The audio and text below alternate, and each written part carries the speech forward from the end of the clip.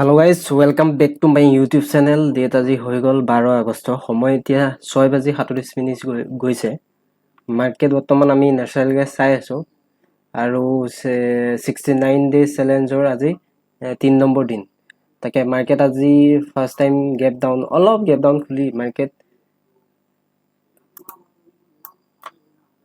খুলি মাৰ্কেট অলপ ওপৰলৈ গৈ য'ত ওপেন হৈছিল তাতে সাপোৰ্ট ললে। সাপোৰ্ট লৈ মাৰ্কেট ওপৰলৈ গল, ৰিটেষ্টমেন্ট কৰি 200 EMA সাপোৰ্ট লৈ কালি যোনটো ৰেজিস্ট্যান্ট লেভেল আছিল সেই ৰেজিস্ট্যান্ট লেভেলৰ বৰ্তমান এতিয়া ৰেজিস্ট্যান্ট লৈ মাৰ্কেট তললৈ আহিবলৈ আৰম্ভ কৰিছে। আৰু কালি ইয়াত জনে সেল কৰাৰ মানে পজিশন বনাইছিল তেওঁলোকে আকৌ বৰ্তমান ইয়াত পজিশন বনাবলৈ আৰম্ভ কৰিছে। ইয়াতে সেল কৰা আৰম্ভ কৰিছে। যদি আজি এই লেভেলটো সাস্টেইন কৰি ওপৰত যাব নোৱাৰে মাৰ্কেট ডাউন সাইডে আহি যাব। আহাৰ লগে লগে আমি ইয়াত সেলিং সাইডে ট্ৰেড লবলৈ আৰম্ভ কৰিম। ঠিক আছে, আৰু আমাৰ সেটআপটো আজি বৰ্তমান এইটোৱে থাকিব। 200 EMA যেতিয়ালৈকে ব্ৰেক নকৰে, এটা ৰিটেষ্টমেন্ট নকৰে, তেতিয়ালৈকে আমি কোনো ধৰণৰ সেল নকৰো আমাৰ সেটআপৰ মতে। আৰু কালি আমি কোনো ধৰণৰ ট্ৰেড নাপালো। কালি যদি আমি চাও মাৰ্কেট 200 EMA ব্ৰেক কৰাৰ পিছত আমি এটা ৰিটেষ্টমেন্টৰ কাৰণে ওয়েট কৰিছিলো। ওয়েট কৰাৰ পাছত কোনো ধৰণৰ ৰিটেষ্টমেন্ট নাহিলে, ডাইৰেক্ট ব্ৰেক আহিলে। আমি কৈছিলো এটো এটা সাপোৰ্ট লেভেল, যদি এই সাপোৰ্ট লেভেলটো ব্ৰেক নকৰে মাৰ্কেট আকৌ ওপৰলৈ যোৱাৰ চান্স থাকিব পাৰে। হেমতে আজি কালি সাপোৰ্ট লৈ মাৰ্কেট এই দখত তললৈ নাহিলে আৰু আকৌ ওপৰলৈ যোৱাৰ আৰম্ভ কৰিলে। আৰু কালি যোনটো ৰেজিস্ট্যান্ট লেভেল, আগৰ যোনটো ৰেজিস্ট্যান্ট লেভেল, সেই ৰেজিস্ট্যান্ট লেভেলটোতে দেখিছে না আপাৰ উইক, মানে বডি ওপৰত দেখিছে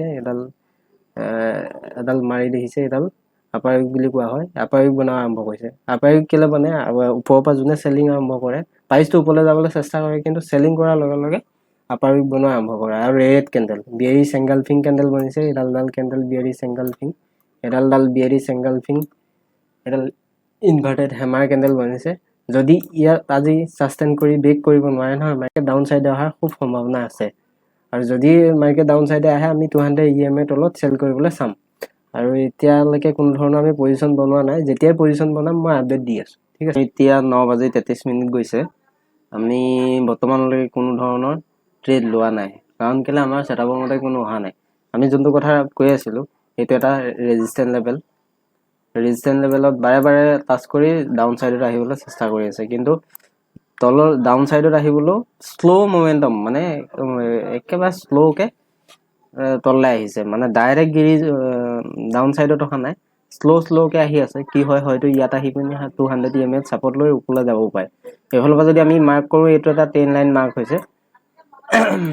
আৰু এই 10 লাইনটো যদি ব্ৰেক কৰে, 200 EMA ব্ৰেক কৰে, তেতিয়া আমি ডাউন সাইডত ট্ৰেড ল'ব পাৰো। কিন্তু 200 EMA যদি সাপোৰ্ট লৈ মাৰ্কেট ওপৰলৈ যাবলৈ চেষ্টা কৰে, তেতিয়া আমি বাইং সাইডত ট্ৰেড ল'বলৈ চাম। ঠিক আছে, এতিয়ালৈকে আমি কোনো ধৰণৰ ট্ৰেড পোৱা নাই। এই ডিসিপ্লিনটো মেইনটেইন কৰি চলিব লাগিব আমি 69 ডেজ। আজি 3 নম্বৰ দিন, আমি এতিয়ালৈকে কোনো ধৰণৰ খেলিমেলি কৰা নাই।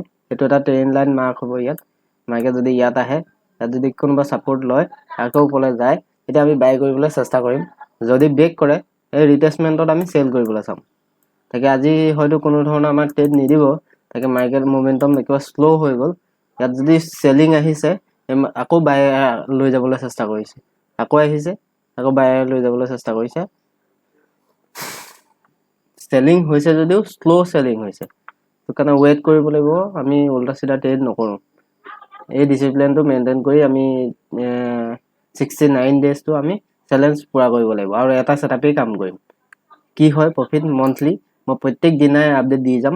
আজিও যদি ট্ৰেড কৰো, এইটো ভিডিও মই বৰ্তমান এতিয়া আপলোড কৰি দিম।